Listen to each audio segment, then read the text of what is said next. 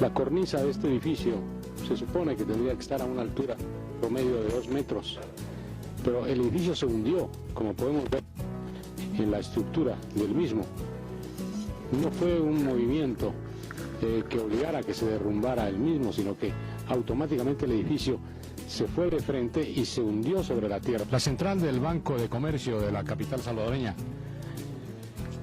también seriamente afectada por el movimiento telúrico del día de ayer por la mañana, 10 minutos faltando para las 12 del mediodía. Esta es el Palacio de Gobierno, las instalaciones del Palacio de Gobierno del presidente José Napoleón Duarte, que recorrió prácticamente toda la zona afectada en las horas de la noche del día de ayer. Y vean ustedes, una vez más, esto es automáticamente el segundo piso del edificio. La cornisa es lo que estaba a 2 metros sobre la banqueta, sobre la acera de este edificio, y se supone que tienen que existir cadáveres en este lugar, puesto que eran centros comerciales, centros de mucho movimiento, a una hora de mucha actividad en la capital salvadoreña. Quizá este es el espectáculo más dantesco que se ve en la capital salvadoreña. Este es el edificio Rubén Darío, que prácticamente se derrumbó y se incendió al mismo tiempo.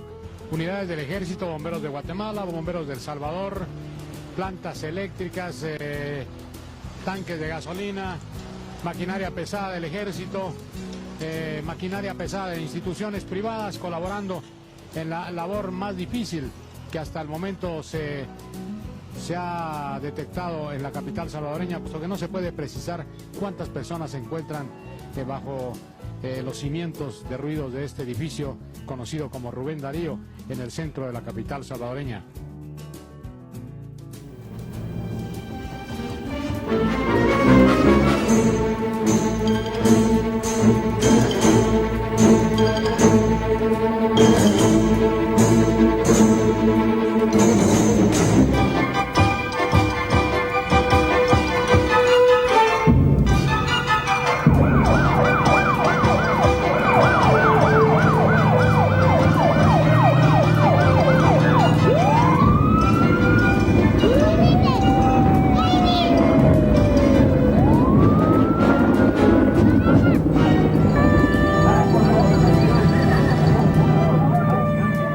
El día 10 de octubre de 1986, un fuerte terremoto azotó San Salvador, una ciudad de 1 millón de habitantes y capital de la nación centroamericana de El Salvador. Se calculó que el sismo dejó más de 1.200 personas muertas, 8.000 heridos y unos 200.000 habitantes sin hogar.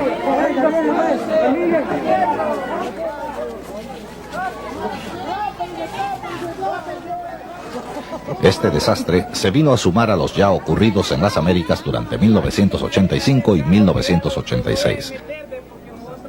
Desastres que han causado grandes pérdidas en vidas humanas, propiedades y graves consecuencias para la salud.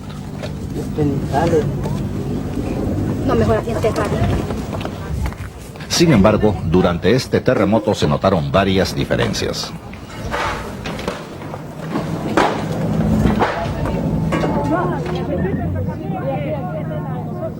Primero, el impacto físico directo del sismo afectó la capacidad de operación del gobierno. Segundo, la magnitud reportada hizo creer al principio a muchos en la comunidad internacional que fue un terremoto leve. Tercero, existió una atmósfera competitiva en la que las actividades de rescate y otros tipos de asistencia internacional se desarrollaron. Y finalmente este sismo tendrá un impacto grave y a largo plazo en la distribución de servicios de salud.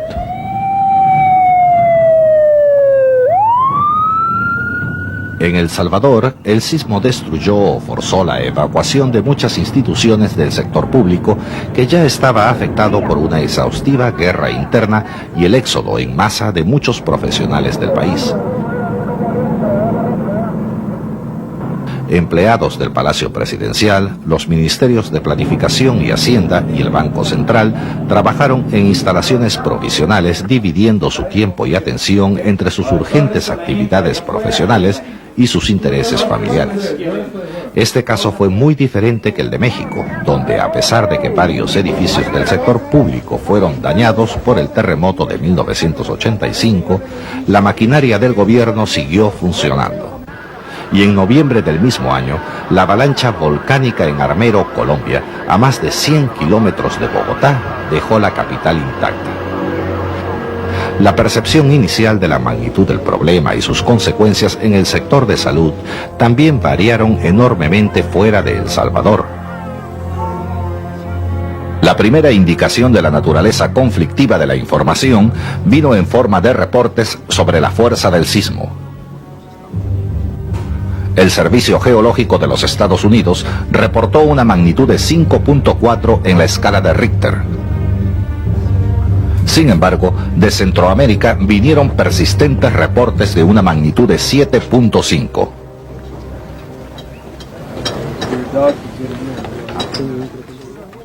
A pesar de que solo 8 importantes edificios se desplomaron, se cree que más de 1.200 personas perdieron la vida.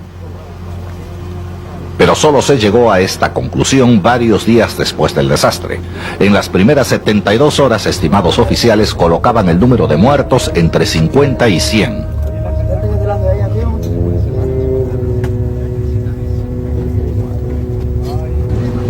Esta fluctuación en el número de muertes reportadas ilustra la incertidumbre que fue aparente en otras áreas. Por ejemplo, ¿fue el abastecimiento de agua severamente afectado? Existieron vastas discrepancias de opiniones. Esto se debe en parte a la gran cantidad de equipos bilaterales de ayuda que no estaban familiarizados con el sistema de agua local. Asimismo, no existió un punto focal único para recopilar y diseminar información oficial. Existe una creencia tradicional que los cadáveres en descomposición pueden causar epidemias. Cabe mencionar que en El Salvador no existieron rumores que muchas veces llevan a vacunaciones masivas contra riesgos no existentes. Esta tendencia positiva es el resultado de una diseminación oportuna de información pública a través de los medios de comunicación sobre los verdaderos riesgos para la salud pública. Como consecuencia del sismo, en pocos minutos más del 40% de la capacidad hospitalaria de la capital fue perdida o quedó temporalmente inoperable. Estos daños son posiblemente la mayor característica de este desastre y han ocurrido en un momento particularmente difícil para que la economía los absorba. El impacto del terremoto en la capacidad administrativa y ejecutiva del gobierno desaparecerá de nuestras memorias mucho antes de que los daños causados a los servicios de salud sean reparados. Para empezar, el Hospital Pediátrico Benjamín Bloom, que tenía una capacidad de 400 camas, sufrió daños sustanciales y el servicio ambulatorio fue totalmente destruido. Los pacientes que necesitaban atención más urgente fueron transferidos a otros hospitales. Los que quedaron fueron atendidos en instalaciones improvisadas.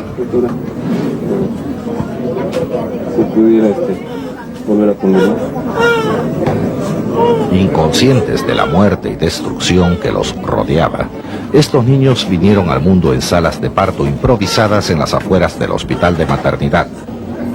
Servicios de obstetricia rutinarios, así como de emergencia, fueron provistos durante varias semanas en estas atestadas condiciones. ¿Y aquí se lava las manos?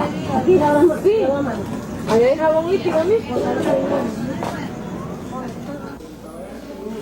Sin duda, los directores de los hospitales ejercieron considerable liderazgo y funciones decisivas en los primeros minutos críticos al ordenar evacuaciones. Sin embargo, la decisión sobre reocupar las instalaciones es, por razones técnicas y políticas, mucho más difícil de tomar.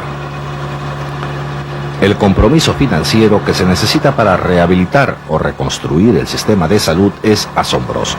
Se presenta la oportunidad para implementar la nueva infraestructura de acuerdo a las necesidades cambiantes de la capital y a las estrategias de salud primaria respaldadas por las autoridades de salud. Como es el caso en muchos desastres, el terremoto en El Salvador pronto se convirtió en un acontecimiento internacional.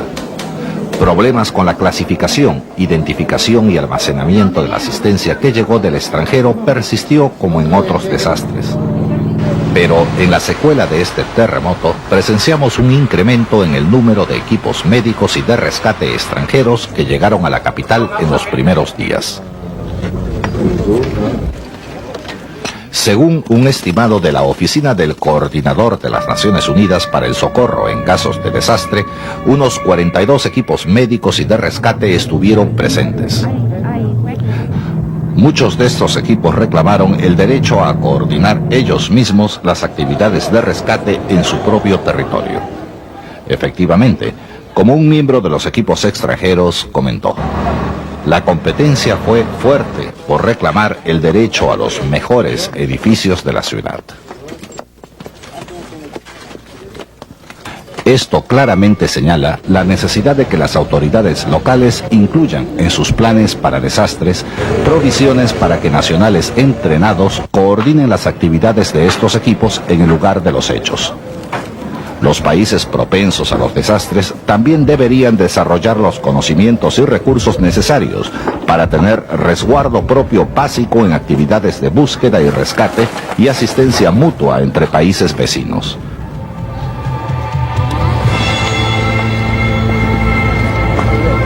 ¿Se repetirán estas situaciones nuevamente en futuros desastres? Algunas seguramente sí, y nuevos problemas agotadores aparecerán. No podemos prevenir los desastres naturales, pero podemos documentar estos casos y aprender de nuestras experiencias para prepararnos mejor a enfrentar los retos inevitables que vengan.